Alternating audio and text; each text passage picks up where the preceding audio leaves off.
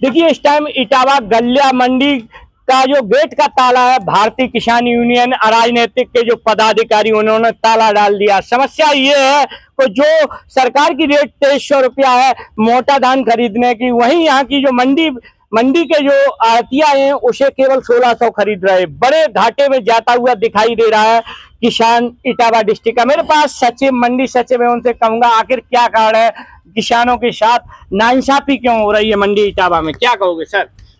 पहले तो भारतीय किसान यूनियन का मैं बहुत स्वागत करता हूं, अभिनंदन करता हूं कि ये जानकारी मेरे तक आई है। और क्योंकि आपका कहना है कि किसान को 1600 रुपये दाम मिल रहा है, तो उस पर यह कहना है मेरा कि क्योंकि यहाँ पे अभी सरकारी क्रय केंद्र नहीं चालू हुए। सरकारी क्रय केंद्र 1 नवंबर से चालू होंगे, तत्पश्चात उसके बाद जो है हम जो एमएसपी का रेट है वो किसान को मिले, और ये हमारा भी उद्देश्य है।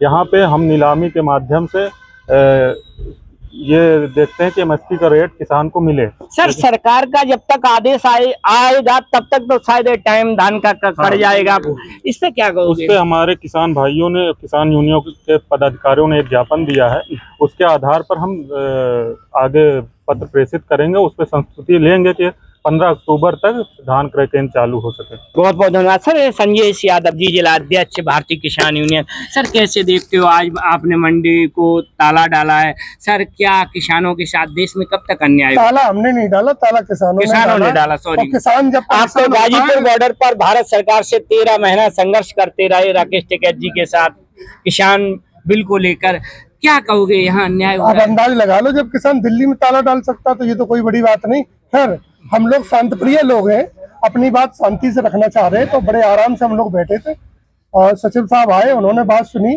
सिटी मजिस्ट्रेट साहब आए, उन्होंने ये भरोसा दिलाया कि आपकी जो मांगे हैं ऊपर बढ़ाई जाएंगी और अतिशीघ्र उम्मीद है कि 15 अक्टूबर तक धान की खरीद शुरू हो जाएगी। अगर शुरू नहीं होती तो किसान आंदोलन के लिए मजबूर होगा, और आंदोलन तो करूंगा ही करूंगा, लेकिन उससे पहले मैं कल ही एडीएम साहब और डीएम साहब से भी मुलाकात करूंगा और उनके सामने ये समस्या रखूंगा कि तब तक तो आधे से ज्यादा किसान धान बेच चुका होगा। तो किसान का इतना बड़ा घाटा हो रहा, एक 5 बीघे का 1 एकड़ का किसान, उसको उसका घाटा मैंने अभी मोटे तौर पे जोड़ा तो 22,500 का घाटा है।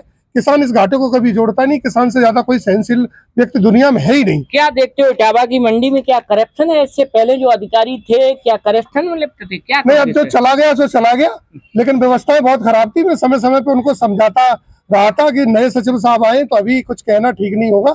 आपसे ये गुजारिश है कि जो व्यवस्थाएं बिगड़ी हुई उन्हें सुधारेंगे। थोड़ी बहुत समस्याएं हैं कर्मचारियों की, उन पर थोड़ा कंट्रोल करेंगे। एक तो किसान को पानी की व्यवस्था अच्छी होनी चाहिए, केवल एक टंकी सामने नजर आ रही है इधर को, बाकी उधर पीछे को नहीं।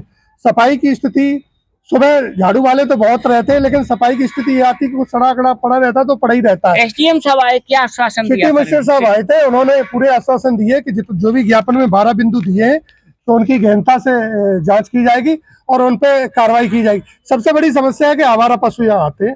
आवारा पशु चूंकि जो भी यहाँ घाट से रहते हैं वो ये सोच लेते हैं कि यार खाने दो इनको, थोड़ा सा सिंपैथी, लेकिन वो सिंपैथी चक्कर में किसी दिन दुर्घटना हो जाएगी। मैं सबसे कहना चाहूंगा और विशेषकर सचिव महोदय से कि उन पर सख्ती की जाए कि आवारा पशु बाहर किए जाए। लास्ट क्वेश्चन सर, अगर मंडी प्रशासन ये जो आपने 12 सूत्री ज्ञापन दिया इस पर ध्यान न दिया तो क्या अगला कदम क्या होगा? तो किसानों के पास आंदोलन के अलावा कोई रास्ता ही नहीं। अभी तो प्यार से बैठे, हमारे भाई है, आराम से बैठे। अधिकारी है वो अलग बात है, फिलहाल मेरे भाई है, और जो अधिकारी न्यायी है वो मेरा भाई है। बहुत बहुत धन्यवाद। इसी के साथ मैं कहूंगा जब तक दुखी किसान रहेगा धरती पर तुता खड़े हैं। हमारे देश में 85% आबादी जो है एग्रीकल्चर लैंड से जुड़ी है, उसके बाद हमारे देश का किसान हमेशा दुखी है।